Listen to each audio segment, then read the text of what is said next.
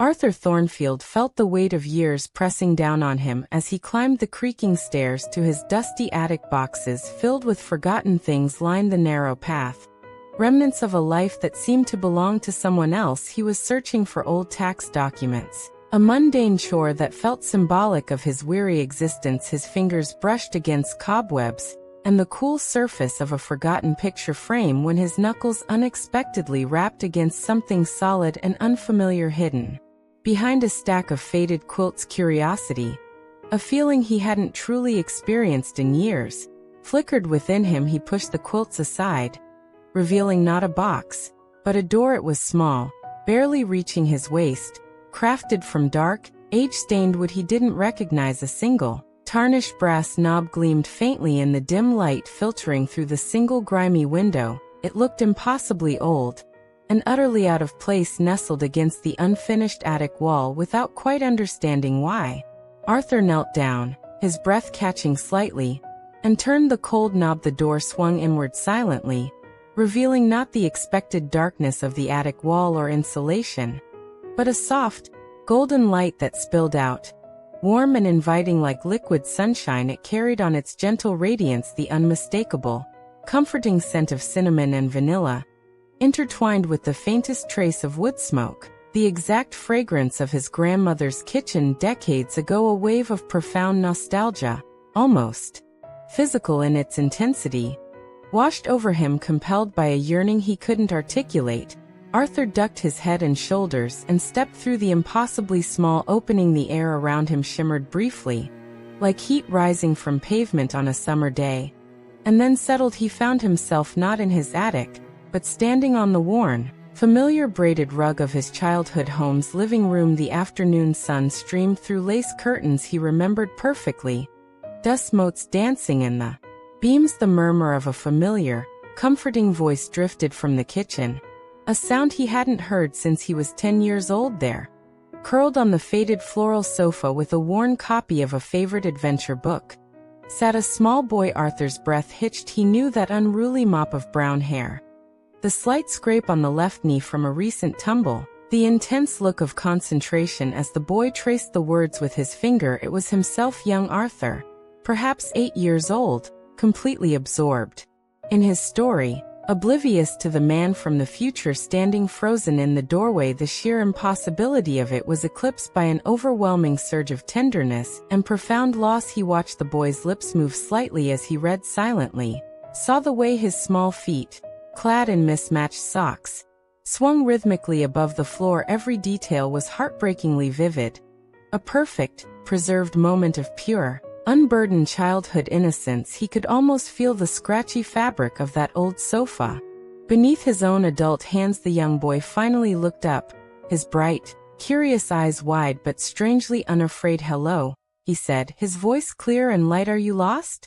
You look sad." The directness and innocence of the question pierced Arthur's adult defenses. He managed a shaky smile, crouching down slowly, careful not to loom. "Not lost, exactly," Arthur replied, his own voice thick with emotion. "Just remembering this is a very special place." Young Arthur tilted his head, studying the man's face with unnerving perception. "It smells like Grandma's cookies," the boy stated simply. "She bakes the best ones. Want to wait? She always lets me have one." Warm, the offer, so freely given, so trusting, brought a lump to the adult Arthur's throat. It was a stark contrast to the guardedness and transactional nature of his present world. Sitting carefully on the edge of the rug, Arthur let the warmth and safety of the memory envelop him. He listened to the young boy chatter about his book, about the frog he'd found by the creek, about his dream of exploring jungles. The simplicity of the child's joys, his complete lack of worry about bills or deadlines or disappointments, was a balm Arthur hadn't known he needed. He felt the constant, low-level thrum of adult anxiety begin to ease, replaced by a profound sense of peace he hadn't felt since he himself was that small boy on the sofa. For a timeless moment, he simply existed within that perfect bubble of the past. The scent of impending cookies promising endless comfort.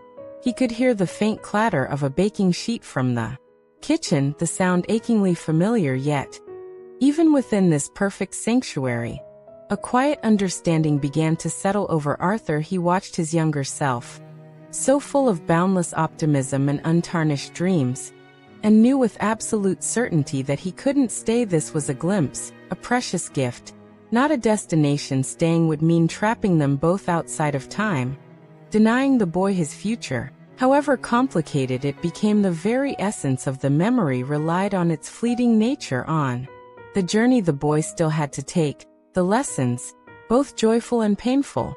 He still had to learn. A deep sadness, gentle but undeniable, washed over him, mingling with the profound gratitude he felt for this impossible visit. He reached out, very gently, and touched the boy's shoulder.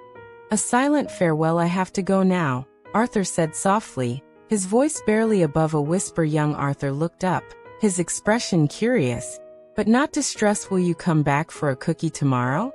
the boy asked hopefully. Arthur smiled, a genuine, tender smile. "I'll carry the memory of them with me," he promised, knowing it was the deepest truth. He rose slowly, feeling the weight of years returning, but it was a different weight now, tempered by what he'd found. He gave the room one last, long look, imprinting the sunlight, the scent, the feeling of pure belonging, onto his soul. Then, with a heart both heavy and light, he stepped back towards the small door that stood incongruously beside the living room bookshelf. He turned the cool brass knob once more. Back in the dusty, dim attic, the door clicked softly shut behind him. Arthur stood for a long moment, the scent of cinnamon and childhood lingering faintly in the air around him before dissolving into the familiar mustiness. He looked down at the small, dark door nestled among the quilts as he watched.